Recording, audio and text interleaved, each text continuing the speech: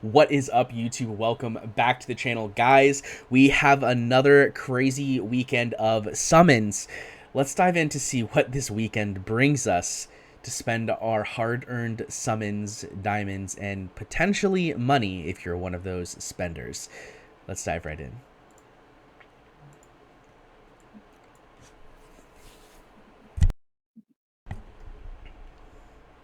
And welcome back, guys. Like I said, we just had the official announcement for this weekend's banners. Sorry for the cough. And it is kind of crazy. We've got a couple amazing things coming to the game. First things first, let's get it out of the way. Crazy summons are here. You're not going to be summoning on these banners. If you are, you're crazy. Don't summon on 2x banners this weekend. If you are summoning, you're summoning on one of the other two banners. The first banner you're probably going to want to summon on is the good old best banner in the game, Surprise Invocation of Spirits. Guys, this is the 1+1 offer. If you haven't watched my content for a while, you won't know this, but this banner has changed my account every time it's come around, except for the last time that it was here, because I unfortunately had just hit pity and I was not able to get enough to get the 1+1 on the last time it came around. But I have hit this 1+1 literally every other time. It gave me a ton of amazing champions, including my first Hotset. It also gave me my first Zillatu, right? It gave me a ton of game-changing champions, and realistically, if you're gonna pull, if 2x makes sense to you guys, Surprise Invocation of Spirits is just as good as a 2x, if not better, in a lot of situations. And the reason I say that is because let's assume you go to Pity on the Surprise Invocation of Spirits, and let's say you do hit the double rates on the 2x banners. Well, that means that you're going to be getting one every roughly 200 normal banners is one every 220 pulls, right? Because that's your guaranteed pity. That with 2x means you're going to be guaranteed one every 110 on average, right? It's not actually guaranteed, but on average, you should be hitting one every 110 pulls on a 2x banner. Let's say you also go to Pity on the Surprise Invocation of Spirits. Well, guess what? You still had to do 220 summons, but you're getting 2 legendaries guaranteed when you hit that Pity. So it's equal. It's equal. The difference here is, if you are really close to Pity, Surprise Invocation of Spirits is wildly, wildly better than a 2x. Because Pity on a 2x and Pity on a Surprise Invocation of Spirits is still Pity. It's still going to cost the exact same amount of summons to get to that Pity. The difference is the 2x increases the rates, while as the Surprise Invocation gives you a second champion. So if you're really close to Pity, like 10, 20 pulls off of Pity, going in on the 1+1 banner is going to be an incredible value, because you're going to spend 20 summons and get 2 champions, or whatever it is you need to get to your Pity. So this is a fantastic banner to pull on, especially if you are in the early game where you maybe haven't even pulled your first 60 summons. Because you're guaranteed to get a 60 on your 60th summon or before, you're guaranteed to get a legendary. So pulling on a Surprise Invocation of Spirits banner when you're under that 60 pulls and you haven't pulled a legendary, you're going to get 2, right? I actually did this on my Forerunner server where I pulled myself an Arrogance and an Abomination, which was really, really cool because I was able to guarantee myself that double chance of a legendary. But that's not the only thing that's coming this weekend. This weekend, we also have a 15x banner for a brand new champion, as well as 2 really, really good epics. So the first epic I want to talk about here is Doan. Now, Doan is an epic that is really nice to have. She's not crazy or game-breaking or anything like that, but what she does do is allow for a lot of very interesting mechanics to take into account. For example, in Gear Raid 2 and Gear Raid 3, a lot of the times Doan will be used as a resource cost generator. If we look at her passive, she restores 13 cost for all allies every 30 seconds. Well, guys, she only costs 11, which means you can place her for 11, generate 13 cost, and then remove her to get half of your cost back. Meaning that you spent 11, you're generating back 5, and you're gaining 13, which means you're gaining 18 in total, with only a loss of a total of 11, which means you're gaining a benefit of 7 cost. This could be really, really helpful in certain stages where you need to get people down very quickly, i.e. Gear Raid 2 and Gear Raid 3. Very, very helpful in those situations. Now, she is an epic, and odds are you already have her, but if you don't have her and you happen to pull her on this banner, fantastic. She's an amazing champion. She doesn't really need her awakens, because she's not actually a champion that you typically will use, to deal damage. However, she does get a -1 cost on her A4, which just gives you an additional cost that you're able to generate, which is really, really nice. Then we go on to the second epic, who is just as good, if not better. I shouldn't say just as good. She's 100% better. Hollow, one of the best healers in the game. She is a staple in guild boss fights because of the amazing ability she has to generate rage for her allies. She is used on basically every single guild boss team, or at least a lot of early to mid game, closing in on late game guild boss teams. She is still used in my guild boss team, for example. She also is just a really powerful healer, as she does have a fantastic ultimate that increases her healing multiplier and allows her to heal an additional target. Her basic is a single target. Her ultimate allows her to heal 2 targets. And the way that her passive works is that she generates rage for allies in range while her ultimate is active. But not only that, if you get her to A1, every instance of healing will restore 1% rage for the ally being healed. This is really, really helpful in Guild Boss, because a lot of the times you'll see her built with an insane amount of attack speed, an insane amount of rage regen, and very low attack and healing effect. Because the smaller the heals and the more often they come, the more rage you're going to be able to generate. Because in order for her to generate rage, she has to actually heal damage. If there's no damage to be healed, no rage can be generated.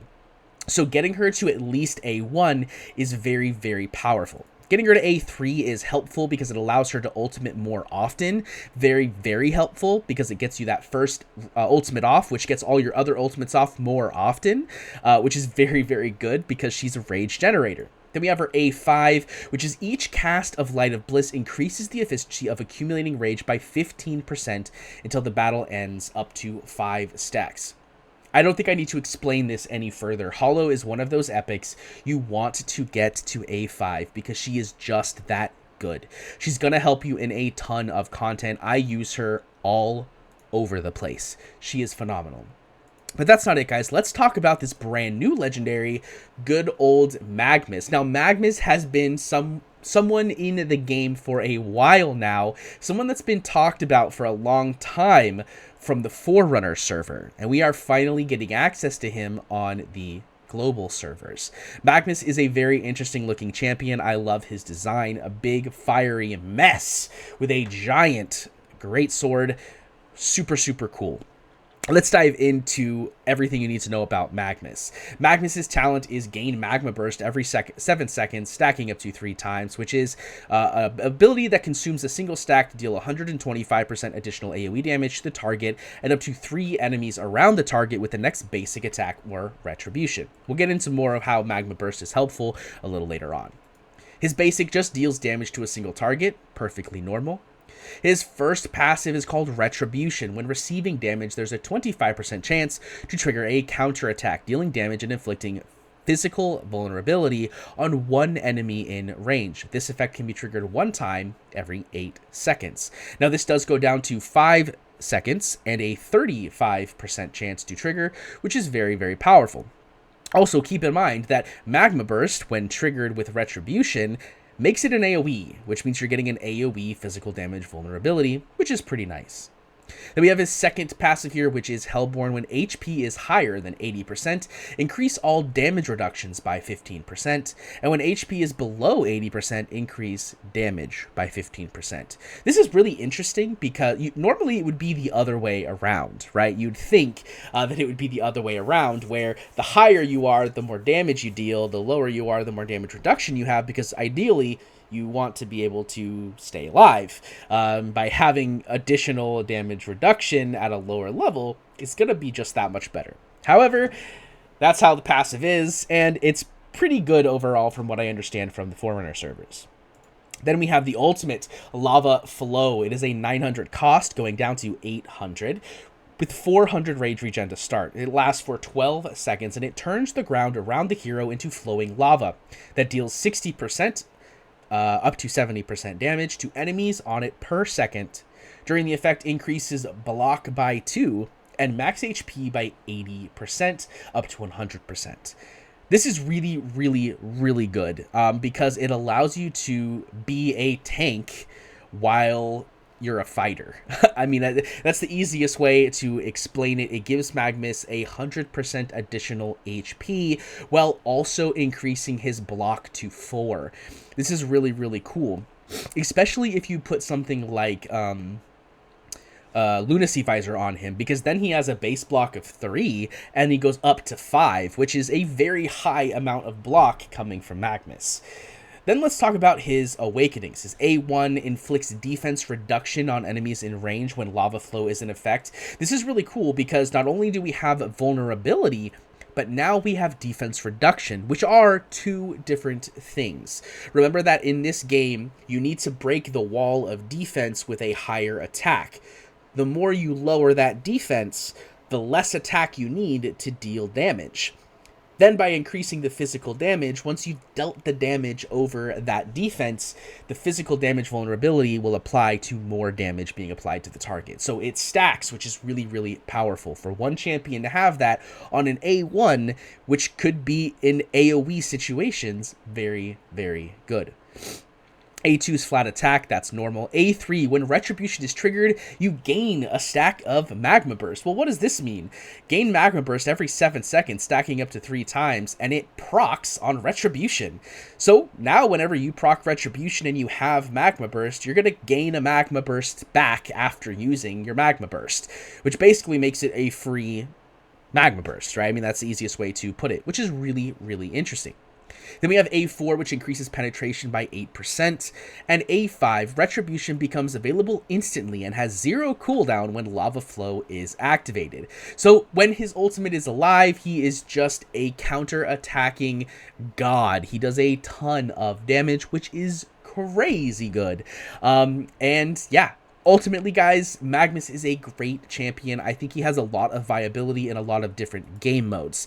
I would love to see him get to A1, A3, or A5, but again, we're talking about a legendary where you have to pull 6 copies, which is not a way to judge a character in this game. However, Magmus at even just 1 or 2, if you're lucky, copies can be very, very good in a lot of different game modes. The question is do you summon on this banner? Now, personally, myself, I will potentially summon on this banner. Let's go and take a look at where we are on my certain situation. So if we look here, we've got 3, 6, 9, 12, 15, 18, 21, 31, 33, 36, 39, 42, 45, 55, 65, 75, 78, 80, 90, 102, 105, 117, 127, 137, 138, 141, 144, 147, 150, 151. So basically what that means, guys, is that we are 151 into pity. And if we go and we look at the pity timer rules, pity starts to take effect at 200, and it will cap out at 220, which means at 220 pulls, you are guaranteed a legendary. And what does that mean for me? Well, that means I need 9 pulls to get to 160, and then 60 pulls to get to 220, which means I need 69 total pulls in order to get to pity. Well, we've got a 1+1 banner coming, which means there's a good chance I'm going to be able to guarantee myself the 1+1 pulls. We will have to see how many more blue summons I can, gain from playing the game. If we go and look, I do have some Duel of Champions I can do to get myself 2 more. Brave Conquest is complete. We do have Corridor of Glory and Tales of the Smith, which typically has a few blue summons in them. We also have Immortal Codex is already done. A 7-day sign-in doesn't give us anything. But we do have several events coming where we're going to be getting more summons. I'm also currently in first place for my Mystery of Artifacts, which is potentially going to get me 8 additional summons. So there's a good chance I can get to 30, 40, potentially even 50 summons. And if so, I'd be willing to spend some diamonds to get the 1+1. Ultimately, guys, do I think this is a weekend worth summoning on? Absolutely. If you're close to Pity, getting yourself a chance at the surprise invocation for the 1+1 is going to be very good for most people's accounts. If you're interested in pulling for Doan or Hollow and also having a chance at getting Magmus, the 15x could be potentially very good. Another thing to keep in mind, guys, is you could also use your gold summons for the 15x. If I go look, I've got 3, 6, 9, 12, 13 pulls since my last one, which means I'm actually already starting to build up Pity to a legendary in my gold summons. If we go and look, you'll see that it's 6% for a legendary, and I'm already at 13, which means my current percentage is 8%, which means we'll go up, let's see, yeah, we'll go up to 10% and eventually make our way up further. So it's possible that we could actually end up getting a Magmus from this gold summon. So there's a good chance that what I end up doing is going with this gold summon, seeing if I get lucky, going in on the 1+1, getting my 1+1, and being happy with whatever I get out of it. But guys, that's going to be it for the video. Let me know in the comments section down below if you guys are going to be pulling. I'm really, really interested. I think that a lot of people are going to be pulling this weekend, and I'm excited to see what that looks like for you. Go ahead and hit that thumbs up button if you liked the video. Don't forget to subscribe, as we are pushing for 5,000 subscribers by the end of the year. I hope you enjoyed it, and I'll see you in the next one. Peace.